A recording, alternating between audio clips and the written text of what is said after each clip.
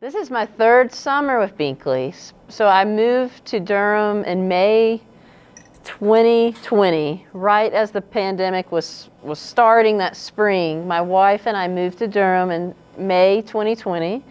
And then June, I started attending Binkley virtually and did that for a year and really enjoyed it. I had learned about Binkley through seminary at Wake Forest. I had learned about this church in Chapel Hill who had done so much over the years around racial equity and much more than that. But also I have a Binkley friend, Elizabeth Stroop, who was my CPE supervisor. And so I learned about Binkley through her when I was with Elizabeth in Wilmington in my chaplain residency. And I just always had Binkley kind of in the back of my head. And so when I moved here in May 2020 and began attending virtually, it made perfect sense to come in person once the following summer. I think it was July we began meeting in person, or maybe it was another time, I can't remember. But then I joined Binkley this past December as a member, so yeah, I was really happy, and that was nice to have. Binkley was just such a bright spot in moving to a new place, and especially during the pandemic. And so, but yeah, I have 2 cats, and my wife. 4 of us live in Durham, and my mom and dad and brother live in Alabama, in Auburn, Alabama. So I still go home to Auburn, even though we had a stint in Northern Virginia. My family retired back to Auburn. I grew up in Auburn and Virginia. And so that was a big piece of my upbringing, was that cultural shift from Alabama to Northern Virginia. I think I've shared that with a few of you. And I love sports. I love sports. I love watching sports. I love playing sports. I just love, it's just that sports to me are just a part of my life that, one, you don't know what's going to happen. I always love that about watching a game. 2, it's something that means almost nothing in the grand scheme of things. So it's levity for me. I'm not one of those sports fans that gets all angry. It's just a release for me to pull for teams. And I pull for bad teams, I should say. Well, my favorite baseball team is the Washington Nationals, and they're really bad. So. Oh, cool. Okay. So I pull for teams that are not, yeah. And so anyways, yeah, that's just a little bit about me. And I want to tell everybody that I'm eating outside. Please know I want to spend time with you all at meals. I have a 3-month-old niece and 2 immunocompromised parents, and I just rather eat outside with the bigger groups upstairs. It's not about our Binkley group. It's this new variant and so forth. So I'm just being extra cautious because of my family members. So I hope that's okay with everyone. Yeah. So I was asked today to talk about beloved community, and that is a big phrase. I'm sure some of you have heard it before. Maybe you have, maybe you haven't. And I was trying to decide how to come about such a big phrase, beloved community, where to begin. And what I came up with is believing, becoming, and practicing belovedness. And so to begin, I want us all just to take a quick moment and to think to ourselves, maybe close your eyes or do whatever helps you feel that you can be reflective. I would like us to consider for a moment a time or a moment that you felt seen. So when you felt acknowledged, when you felt known. So think about a time that you just felt seen as a person, as who you are. And I'll just give about 15 to 20 seconds on this.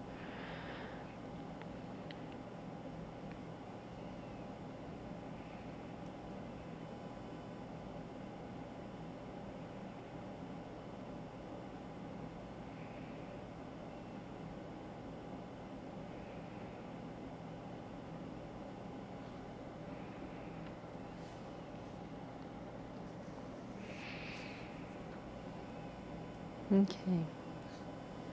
And you can keep thinking about that moment during the duration of our time in this hour. And I want to say that that's for you to hold. You don't have to share it. I actually won't ask you to share it. That's for you just to know and to recall that time that you felt acknowledged and what that felt like, what it felt like to be seen. So hold that during our conversation. Beloved community, if you haven't heard of the phrase, it's a theological perspective and a global vision that has been utilized by Martin Luther King Jr., thinkers such as Howard Thurman, Henry Nouwen, Bell Hooks, and countless others to help conceptualize a way in the world in which we experience God's love and share God's love through dignity, decency, empowerment, flourishing, and more. I think that beloved community is an important concept for us to consider this weekend and ongoing, because it honestly helps sustain the hard work we do in the world. So the hard work we do within ourselves, the hard work we do on systemic issues and problems and things we see in our communities.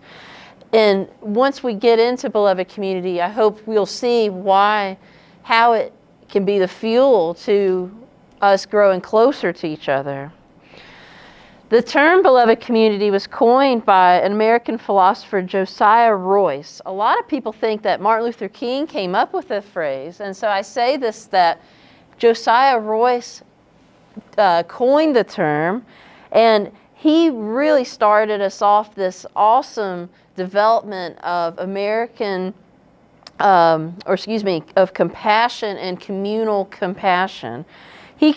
Royce characterized the beloved community as a spiritual or divine community capable of achieving the highest good as well as the common good. And so he said that every proposed reform, every moral deed is to be tested by whether and to what extent it contributes to the realization of the beloved community. When one cannot find the beloved community, we need to take the steps to create it.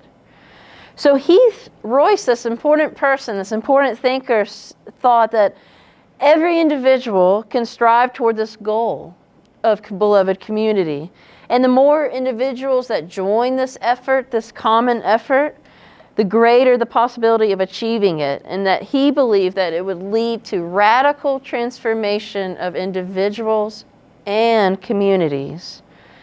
And then, on top of that, Martin Luther King continued that and built on it.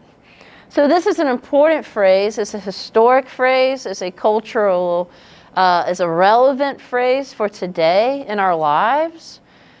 It's helped mass movements of people, whether they realize it or not, from LGBTQ, mass movement, the civil rights, all types of movements have utilized concepts found in this beloved community framework. So how do we define it? And this is the hardest part of the whole hour, but I'm gonna use how Martin Luther King defined it. He said that beloved community is in which a community in which everyone is cared for, is absent of poverty, hunger, and hate. And he continued to say that this vision would involve systems of law, education, infrastructure, healthcare, municipal reform, and no one sector, much less one person, can create this kind of equity in isolation.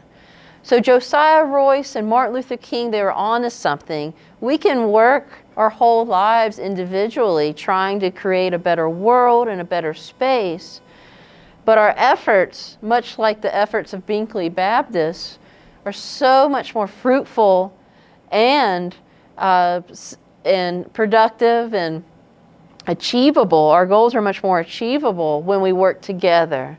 And Binkley Baptist is a place that does that work, and we definitely roll our sleeves up as individuals and as a church, definitely. And not only that, Binkley Baptist, while not perfect, we do try and we show up. We can model this for other communities, whether in Chapel Hill or the Triangle or North Carolina or the country or the world. And so it seems that beloved community, maybe, I'm going on a limb here, maybe to some folks it's been watered down. Or maybe it's a phrase that seems like a moonshot. It's not attainable. How dare we talk about radical transformation and all these things? But I think that's what makes faith communities, particularly Binkley Baptist, in the perfect position to work on this and talk about this and learn about this, because it matches our convictions that all are welcome. It matches our convictions that everyone is a child of God. It matches so much of our mission and the way that we go about the world. And with God and that natural intersection of theology that will sustain our work, we can do big things. And I genuinely believe that not only as a member of Binkley, but as a Christian. And so that's what I really think Martin Luther King saw in Josiah Royce's work. Martin Luther King said, that's it. That's how we need to frame this whole movement.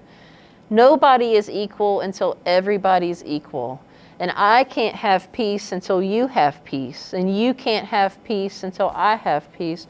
And all those wonderful pieces of the civil rights movement was founded under beloved community, under that framework. The big piece of that interrelatedness is that Martin Luther King said that all men and women, are caught in an inescapable network of mutuality, tied in a single garment of destiny. So again, he came to believe that what affects one person directly affects everyone indirectly. And to treat even one single person unjustly is an affront to all people everywhere. So there's a lot of ways to define beloved community and look at community, but for today and this weekend, what I think is a good place for us to land and have a shared definition is to think of beloved community as a modern yet rooted way to describe the experience of God's kingdom in our lives today. So moments of reconciliation and joy that break in and rebuke racial and social divisions. So it's a big framework. It's a big, big word, and I understand that. So next, becoming. So now we just talked about believing, becoming. So what does that even look like? If we are beloved, if we are children of God, if I'm already that, how do I become beloved? And the book I turned to, I reread this book by Henry Nouwen in preparation for this weekend. It's titled Life of the Beloved. And Nouwen, in his own way, in his own global perspective, took this beloved community idea and he zoomed in. So we've been talking about society and the big way of beloved community. Now I'm going to talk about Nouwen and the way that he talks about us as individuals. So for a moment, let's go back into our heads and our bodies and our minds, and to yourself again, you don't have to share this. I just want you to think about now. Consider a moment that you felt understood. So perhaps when someone was able to hear you and bridge in a way that you felt supported. But let's take 20 or so seconds to think about a time that you felt understood.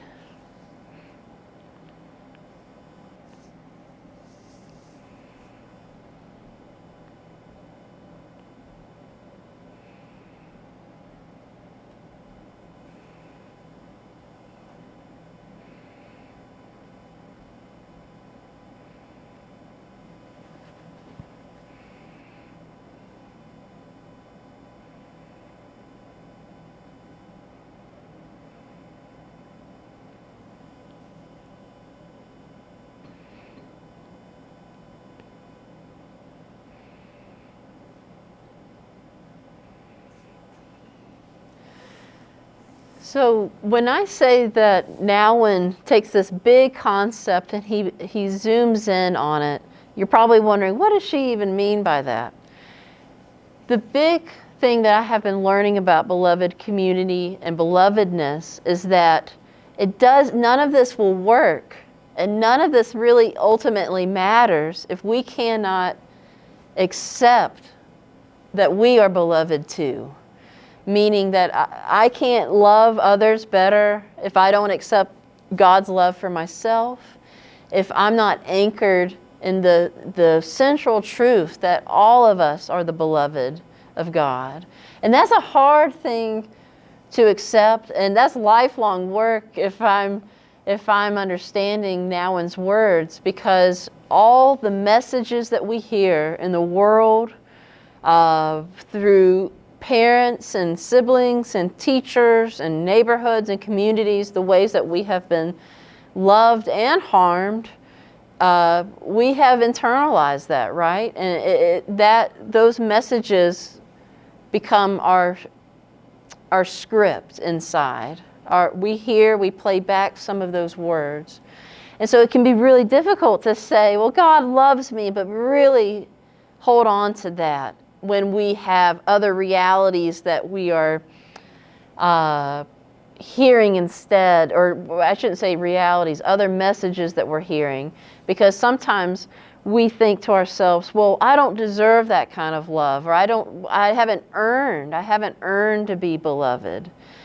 To be beloved is the truth and the knowledge that before our parents loved us, or a friend loved us, or a teacher loved us, or before anybody who showed us love, the central truth is that by just simply existing, we are the beloved. We are loved by God. And that's a really hard thing to internalize. And now in this book, he tells us that, and he says that we can hear things like we belong to God who knows us and sustains us, and that God knows us by name.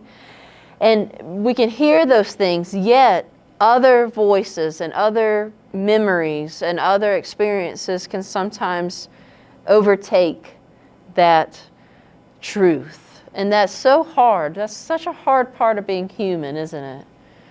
And I think that's what makes our faith so dynamic too, in the beloved community, such a dynamic concept, because every day we can listen and meditate on that little voice deep within us that's reminding us that you are loved by God. And some days it's louder, and then some days you can hardly hear it, and then some days you're reminding a friend of that type of love. And in other days, a person is reminding you of that type of love. And it's hard. It's really hard. There was a radical concept in this book that I want to talk about, and then I want to talk with you all more. Nouwen says this quote, and I want you all to hear this with me. I know that the fact that I'm always searching for God, always struggling to discover the fullness of love, always yearning for the complete truth, tells me that I have already been given a taste of God, love, and truth. I can only look for something that I have, to some degree, already found. And I read those words and I thought to myself, that is Binkley right there in a nutshell, if I could say that, in that we show up and we do this work and we want to learn and grow and be together. And some days, and I'm speaking for myself, some days I'm thinking to myself, God, here it is with all this world, global things going on. And I think to myself, why do I even keep doing all this stuff? And that's me being very vulnerable, especially with me leading this discussion. What's the whole point? But this quote reminded me, no, I have felt that love before. I have felt that hope that faith brings. I have felt it. I know what it feels like, and I want to keep experiencing that. And so I know I've been talking a lot. I want to ask you all, with this framework of beloved community, and I understand it just seems like impossible at times. A lot of times it feels impossible. But yet here we are this weekend. You all got in your cars, you drove up, you're here. You go about your lives trying to learn, trying to grow. There must be you have experienced this in some ways and leading up to these moments. So, beloved community, maybe somewhere in your story, in your experiences, you have experienced that belovedness. You've experienced what it feels like to be seen, to be heard. And you want to keep finding those moments in this life. So my question to you all, and I'm going off the cuff here, is why? How do we as people in our local context, I'm pulling from Binkley here, how do we resist listening to the voices that are from pain and from hard moments, and instead try to lean into the voices of hope and love, whether they're from God, people that have earned their trust with us, safe places, how do we focus? Because I think that's one of the hardest parts, I really do, in this life, is quieting the inner dialogue of things that keep us from God and therefore keep us from each other. So I know that's a big question, but let's take a moment. If anybody wants to share, I would love to hear. But let's take a few moments to think about that. How do we quiet those non-helpful voices and past to instead focus on God's love for us, is another way to say it.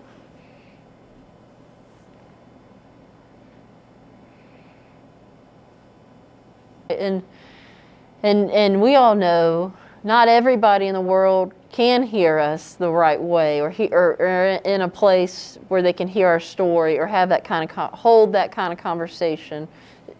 But sometimes there is a moment where two folks can talk about vulnerable stuff, right? And that sounded like that. So thank you, Rob, for sharing that. It's a way to, I have this definition of what it means to become the beloved, because we are beloved. We are beloved simply by existing. God sees us as God's beloved. But becoming the beloved, that intentionality, that cultivation, that living into it, and what Nowen says, that claiming it, is different. And this is a working definition here. Nowen says becoming the beloved means letting the truth of our belovedness become enfleshed in everything we say, think, or do. So those moments of mercy and grace from our whoever that we have talked about, moments where we even have the wherewithal, if we find ourselves with an inner dialogue that's not helpful or maybe hurtful, but we have a quick dialogue, a moment, a pivot that says, wait, that's not how I should talk to myself.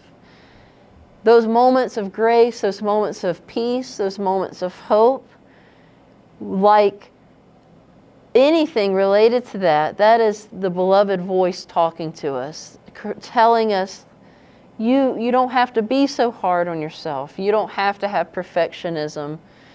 And what I'm trying to do my best here to illustrate is that when we can work on those moments within ourselves, the way that we interact with others, that'll help our outer relationships, and then communities, and then larger and larger and larger. It's really miraculous. Martin Luther King and Bell Hooks and these folks were, they put their life's work on this concept because they could see how that seemed to be how God worked in the world. So why not join those efforts with this kind of sharing of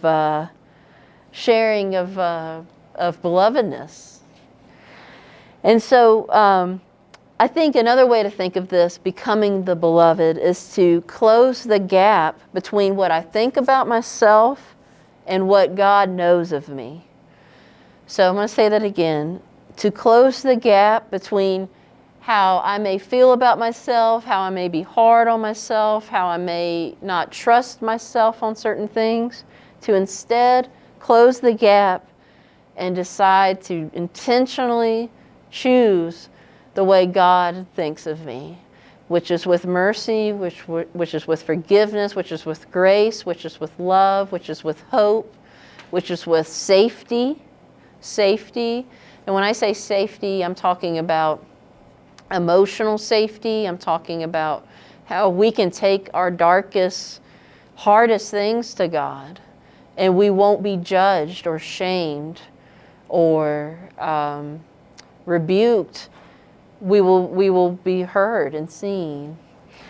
So we have believing, and then we have becoming, and there's a whole lot more there. I'm taking a big concept and getting it down. But in our last 20 minutes here, I want to talk about practicing. What does it mean for us in the world? We have already talked about practicing it, that intentionality and that zooming in and thinking about how to better be with ourselves, how it sounds cliche, but how to be a better friend to ourselves. And then that'll help us love others better. But on this last moment, this last 20 seconds thought, I want us to all think again and consider a moment that you felt safe, emotionally and physically. A moment that you can recollect that you felt safe. Yeah? Okay, so let's take 20-ish seconds and let's think on that. And we'll get back to these later on, I promise. Okay. Yeah, cool, Kay.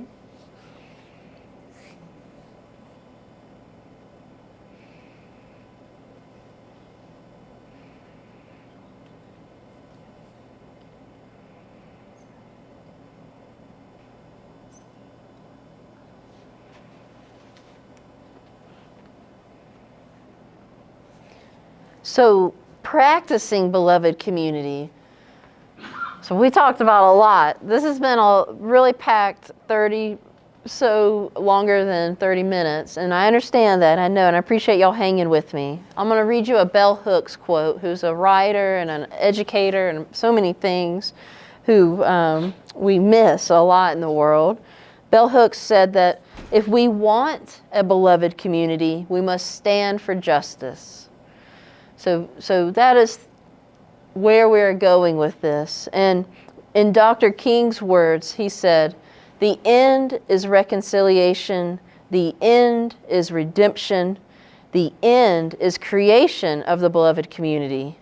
It is this type of spirit and this type of love that can transform opponents into friends. It is this type of understanding goodwill that will transform the deep gloom of the old age into the exuberant gladness of the new age. It is this love which will bring about miracles in the hearts of people." So doing this hard work of turning our opponents into friends, which I add, and I know I've already said this, but becoming friends with ourselves even. This hard work will lead us into this redemption, this restorative justice, this framework that we're calling beloved community. It's a global vision, and it's about how do we dismantle the things that keep us from each other. And at Binkley, we talk about these things all the time: racism, homophobia, ageism, classism. We have health disparities that keep us from each other. We have so many things And when we are working with this framework, it can be hard. It can be it can feel like we're looking up at a mountain, is how I feel at times, especially working on health is what I do professionally. And I think to myself, well, what can I do to keep going? Because I have to care for myself. I have to take care of myself. I have to do what I need to do so that I can do the work. And once I realized that internalizing and accepting that I'm a beloved child of God, and in all the ways that means, that I am cared for, I am seen, I am heard, especially as an LGBTQ person. It changed my life. I did not know that was beloved community framework. That was not there in my language.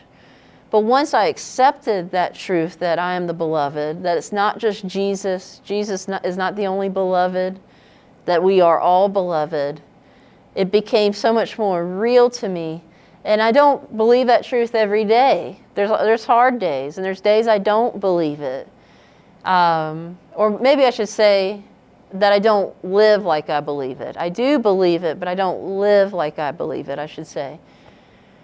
But once that changed in my being, I'm free. I'm free to continue this work and join communities like Binkley and bring my full self.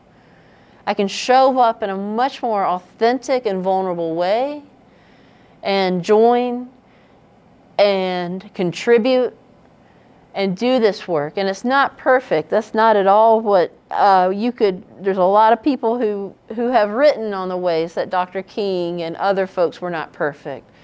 But the point is that it's not about perfection.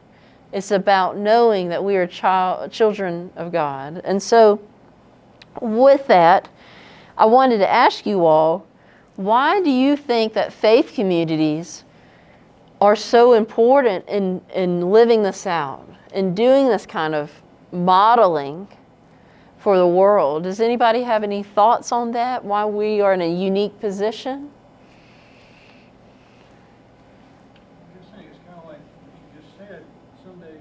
I know, you have to have a place where you can go and just get reaffirmed and be reminded of your belovedness. You have to have those places in your life, those safe places where you can be reminded that be easy on yourself, to rest, be reminded to rest, to be reminded that it's okay if you don't feel like doing this or that. It's okay for you to just do what you want to do, to be affirmed in all the multiple ways. I'm just trying to give some examples. We need those places. And if you find that you don't have those places where you can just be authentic and show up, I hope we can find a way this weekend to think about what that means, creating that for you. And I genuinely mean that. I'm always trying to create more. So especially moving to a new city in a pandemic. And Binkley has become a place like that for me. And my home with my wife and cats is a place for me to go and be reassured of that. And so back to our activity. Oh, wait, hold on. Did anybody else want to share on that? Why faith communities are in a unique place? Mm-hmm. Not on Right. our side. Right. That's different. But God's helpful. Right. Yeah, I think yes, that's so, thank you. And I was thinking about that, especially as I was reading about Martin Luther King's work with Beloved Community, and that, all this goodwill floating around, but we have these central ancient models and lived out experiences to help guide us. Even the Old Testament prophets with shalom, talking about shalom and the way that the world could be and living into that fulfillment.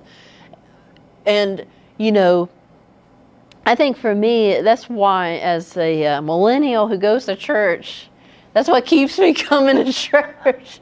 I gotta know that this is possible, and through Scripture and Jesus, and my own experiences with the ways, as Nowan says, I have felt those moments of hope. I have felt those moments of God. I know I have experienced it, so I want more of it.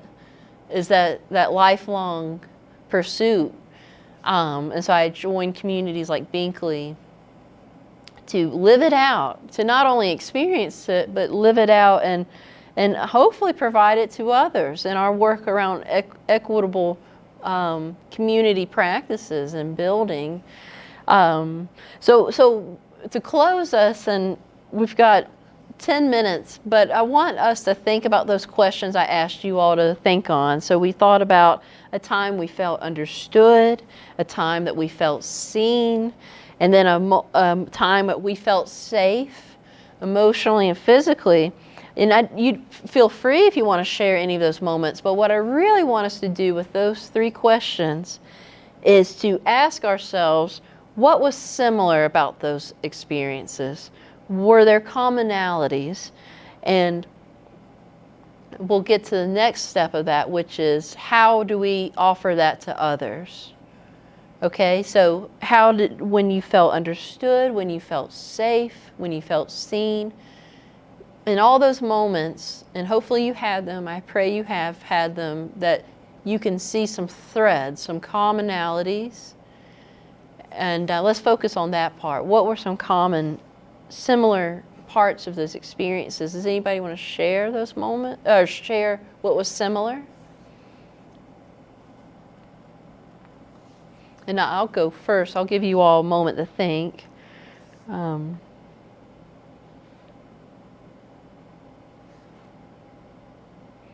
I think for me, when I think about moments I felt understood and seen and safe, it was directly tied to me just being able to be me as a gay woman who isn't very feminine.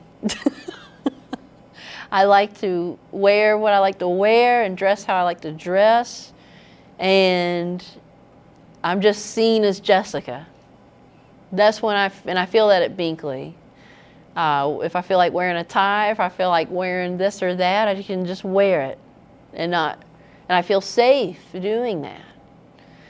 And when I think of the common threads in those experiences, and I'm just focusing on one thing, my presentation here of how I dress and so forth, but when I think about that, it was in communities or spaces where whoever I was around had done some hard work in their life of letting others just be them. So I think about conversations I've had with a friend, or at Binkley, where I'm entering a space where other people have done some hard work. That's obvious to me, because we're not born into we're born into a world where boys and girls look a certain way, act a certain way. We're conditioned. So to me it says, oh wow, this person has thought about it, critically thought. So that's my example. I'm in places where people have been intentional. Mm-hmm. And you got me thinking, Rob. I really appreciate you saying that, because what I heard from what you just said is how liberating it is when we can take something that we are afraid to say and share, and we say it, and then it's honored. It's honored, like Gloria honored. Hello, Marsh. Honoring. You are saying to her, I don't know where I am on all this, but I don't think I'm a Christian, or whatever your phrasing was 27 years ago. And you knew you weren't. Yes, and you were reluctant to bring that you were not a Christian to this clergy person who you were in a relationship with. I guess I knew she was going to have that response. I don't think I was. Sure. Maybe. And that says so much about the way.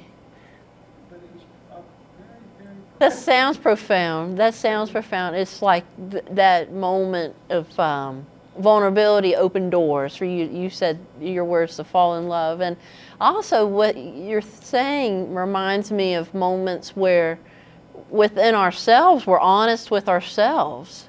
There's like this one experience of taking something to somebody else and sharing it about yourself, right?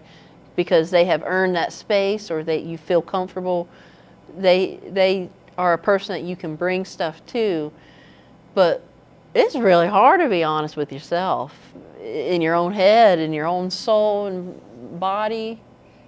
And so, yeah, beloved community is quite a concept, because it's so much to do with us without getting too in the. The thing is the way I've been messing with this in my head is that on one hand, self-growth and self-awareness and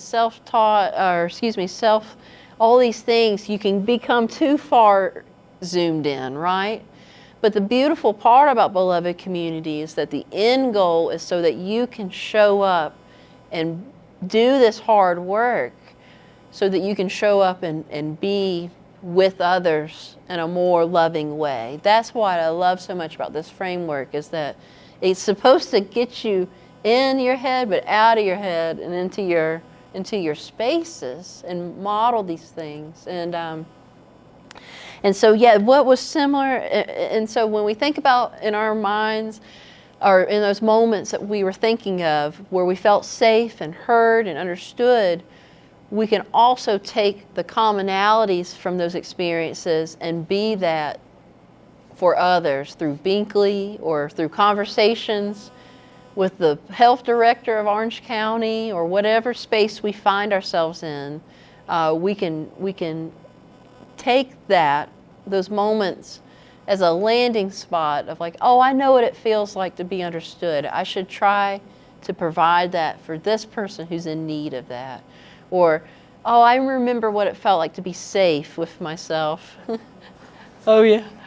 Felt safe, and I can provide that kind of mutuality and transparency and safety for others, whether it's youth on a basketball court, or hanging out, or doing whatever the way we do our work, and even hire folks and provide a place in our workspace for others where people feel that they can be their full selves in all types of ways. And so anyways, I appreciate you all thinking about this with me. I know it was a heavy topic to start us off with, but I do, as my final closing thought, I pray, and I sincerely mean this, I pray that this weekend in the mountains, and as we go back, I hope that you can think to yourself, I don't have to earn being beloved.